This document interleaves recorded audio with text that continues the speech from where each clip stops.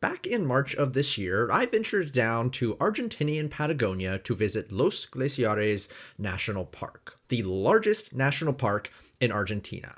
During my trip, I walked on a glacier, boated to a glacier, and glimpsed many views of said glacier. I also did a whole lot of hiking, and more hiking. But I also did a lot of thinking. I've been to national parks all over the world, and one of the things that I can't help but do when I visit them is to compare and contrast them to the national parks in the United States. And I'm not just talking about views and scenery here. I like to look at how parks are managed, which sorts of uses are permitted inside of them, how visitation is handled, what challenges they are facing.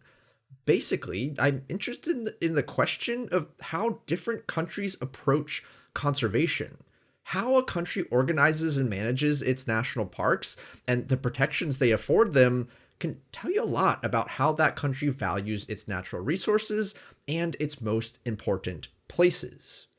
That being said, I wanted to share some of my thoughts and reflections from my trip to Los Glaciares National Park with you, both to better help you understand a part of the world you might not be familiar with and see how other countries approach managing their national parks, but also sometimes looking at the national parks of other countries is the best lens through which to view our own national parks here in the States. Keep in mind that these are merely my own thoughts and observations. By no means am I claiming to be an expert on the Argentinian national park system. I'm much more familiar, obviously, with the national parks in the United States. I grew up here and I better understand the legal and cultural framework that they exist in here. But I do find it helpful to bring an outside perspective to national parks from around the world because I think it can help us reflect on different ways of doing conservation and how different approaches can ultimately bring about the same result, protecting this planet's most important places. All right, let's get started.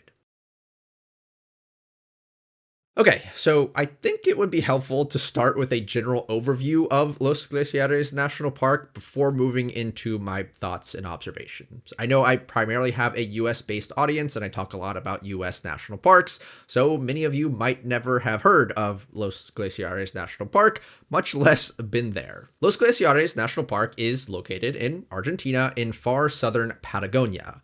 The park was created in 1945 and encompasses nearly 1.8 million acres, making it the largest national park in Argentina. It saw roughly 700,000 visitors in 2024, making it the second most visited national park in Argentina, only after the famous Iguazu Falls on the Brazilian border. Visitation has been trending consistently upward here for years as well, which we'll talk about later in the video. As far as what this park is protecting, what you'll see here, you'll really find three main types of scenery/ecosystems: the Patagonian steppe, the Magellanic forest, and the glaciated mountains of the southern Andes.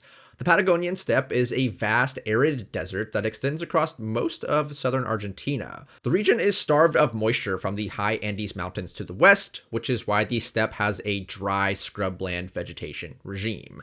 Keep an eye out for rheas and guanacos here as you make your way along the roadways.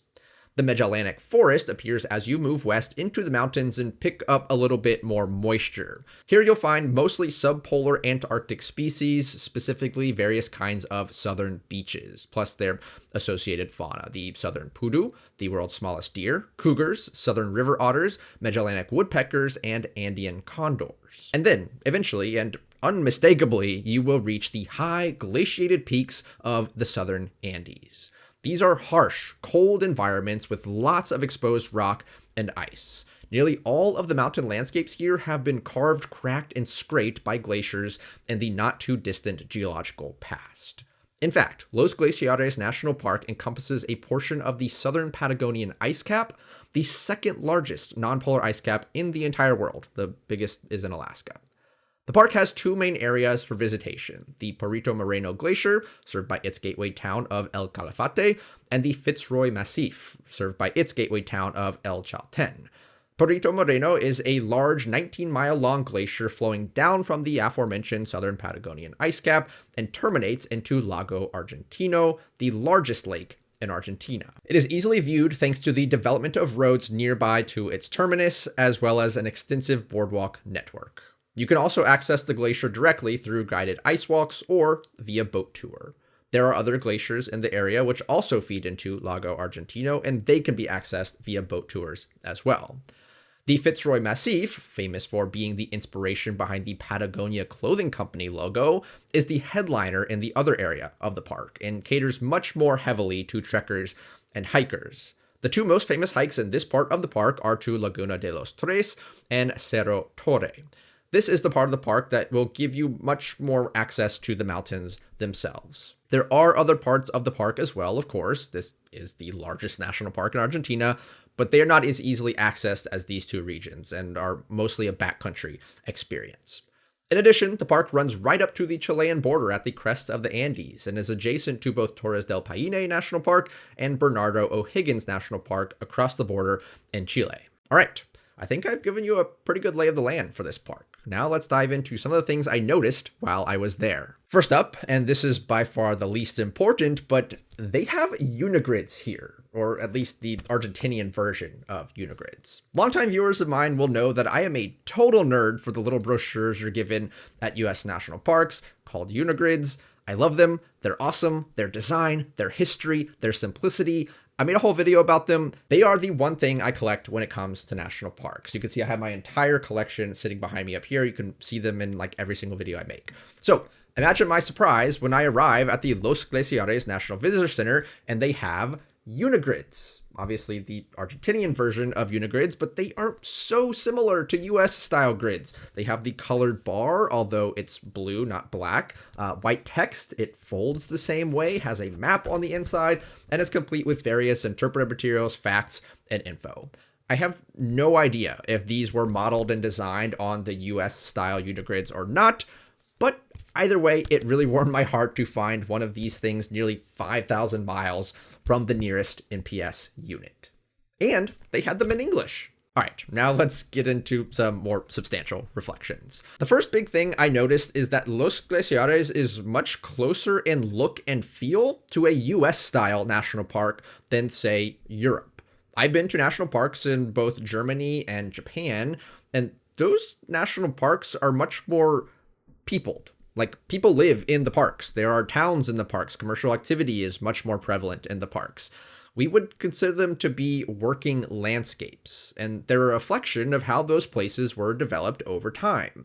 These areas have been densely populated and developed long before the idea of national parks was even invented, and thus they had to kind of just staple the idea of a national park on top of what they already had.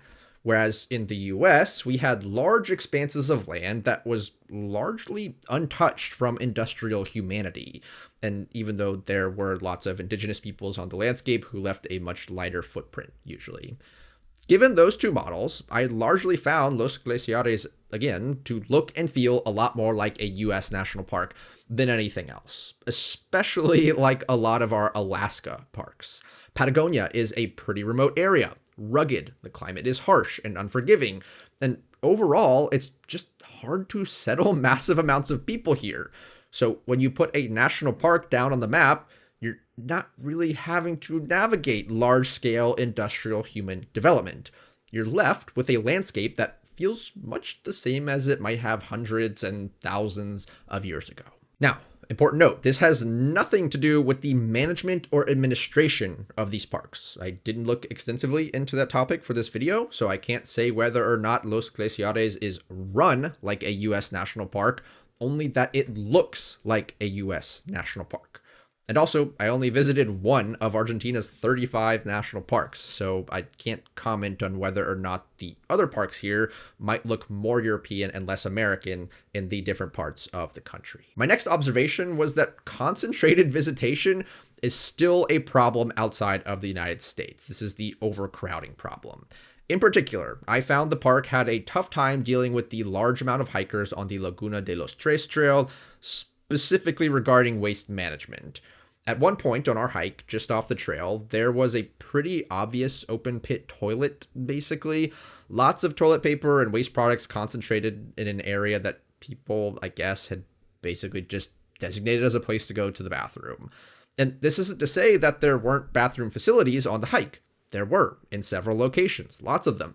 It's just that they didn't appear to be enough to meet the demand caused by all of the hikers. I also noticed lots of desire paths and social trails and ecologically sensitive areas. I mentioned that this park saw about 700,000 visitors last year, and that number has only consistently been going up in recent years. But the problem, as I see it, isn't just the raw number of people. 700,000 visitors would make Los Glaciares only the 34th most visited national park in the US last year, right after White Sands, which isn't really known for an overcrowding problem. So yeah, the problem isn't the sheer number of people, but rather the concentration of those visitors in a particular area. In this case, along the Laguna de Los Tres trail. And actually, I feel this way about US national parks too. I don't know if I've ever talked about it really on this channel, but the problem isn't really that I think they're overcrowded. It's that those crowds are usually concentrated in a particular area, and thus their impacts are concentrated in a particular area, say the Yosemite Valley or Angel's Landing or the geyser basins of Yellowstone, those sorts of things. Seeing this situation at Los Glaciares too put into perspective for me that the impacts of concentrated visitation is not exclusive to national parks in the US and is basically guaranteed to happen in any sort of scenic area that has been developed with tourist infrastructure. At the same time, though, this is the dual mandate extrapolated onto the international stage. The mandate to protect natural resources while welcoming visitors to those same resources. It's a never-ending balancing game, and it's up to the managing agencies of these protected areas around the world to find ways to facilitate visitation and all the economic, social, and public health benefits that comes with it, while still making sure that the resources are protected. In the US, that has meant entrance reservations, area closures, and lottery permits. I don't know what that will look like in Los Glaciares, if it will look like anything, if they choose to make any sort of changes to their management. But they are clearly struggling to accommodate the ever-increasing amounts of visitors here, and the resources are definitely being impacted. We'll have to keep an eye on this in the coming years. My next observation kind of piggybacks on my last point, which is that while all those people are bringing challenges for resource preservation, they are also bringing extensive economic benefits. These benefits are something we are very familiar with here in the United States, right? Our national parks are crucial to rural economies, especially in the West, and overall, they contributed $56 billion to the US economy in 2024. The same thing is happening in Argentina. The gateway towns of El Calafate and El Chalten are definitely reaping the economic rewards of Los Glaciares National Park. I don't have any data on this. I don't even know if they track this stuff, but I mean, just thinking about my own experience here, we stayed in their hotels and ate at their restaurants and bought their souvenirs. We rented a car and we flew on their airlines. We spent a bunch of money in Argentina, and we were just a few of the almost million people to do that at Los Glaciares every year, right? And that was only for this one national park, albeit the second most visited one. But still, extrapolate all of those benefits out across the entire national park system of Argentina. It's a not insignificant impact on the economy and reinforces in my mind that national parks are legitimate, sustainable economic engines, especially in places that are not as affluent as the United States. If we can show that these places are more valuable conserved than they are exploited, then not only are we protecting some of our most important natural wonders, but we're providing a stable and reliable path out of poverty for a whole lot of people. And my final observation has to do with entrance fees. If you've been to this park in the last, year or so, you will know what I'm talking about. The per person per day entrance fee was $90. I was with my wife, meaning we spent $720 on entrance fees over the 4 days we spent in the park. As someone who owns an America the Beautiful pass, I pay $80 per year to get access to every single National Park Service, Forest Service, Fish and Wildlife Service, BLM, Bureau of Reclamation, and Army Corps of Engineers property in the entire country. I was shook at the price of these entrance fees, and my wallet was definitely hurting by the end of this trip. Now, 2 things about this. One, I'm always happy to pay to support conservation. In all honesty, $720 is probably a steal for the value that I got out of this place and the experiences I had. Places like this don't exist without funding, as we are so acutely aware of in the United States right now, and I'm happy to pay my fair share to ensure these places are protected. Again, I didn't look to see where this fee money goes, but I'd imagine it's put toward things like trail maintenance, road maintenance, maintaining the boardwalks at Perito Moreno, the typical things these sorts of fees are usually put towards. I joke about the price, but I can afford it, and I'm happy to pay it if it means this place gets to be protected just a little bit longer. I didn't fly all the way to Argentina to skimp out on entrance fees. The other thing, though, it's not at all uncommon for countries to charge international visitors more to visit their national parks. In fact, the United States, up until very recently, was an outlier in this regard. Do I think it needs to be $90 per person per day? No, I think that's a little steep. Do I think they could offer a weekly pass or something at a discounted rate? Yes, definitely. But I don't find it out of the ordinary at all that I was charged more to visit Los Glaciares National Park than someone who actually lives in Argentina. I think that's totally fair, actually.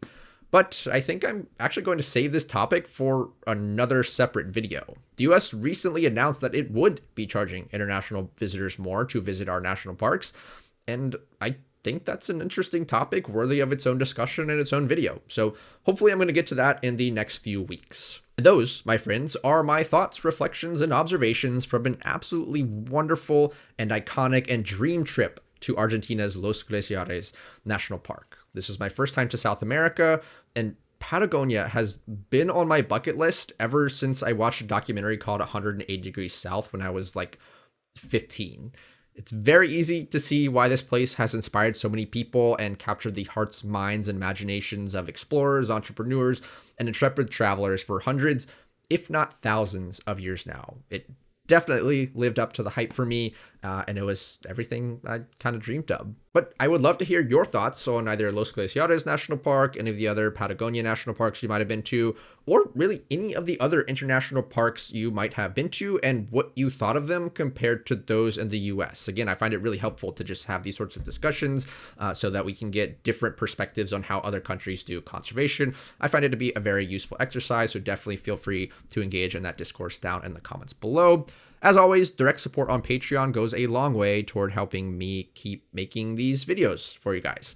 I got lots of good perks over there, including access to my Discord community, very chill and very cool, trip reports, AMAs, and behind-the-scenes videos. If you'd like to support my work, that's patreon.com/nationalparkdiaries. Thanks so much for watching. I'll see you next time. Goodbye.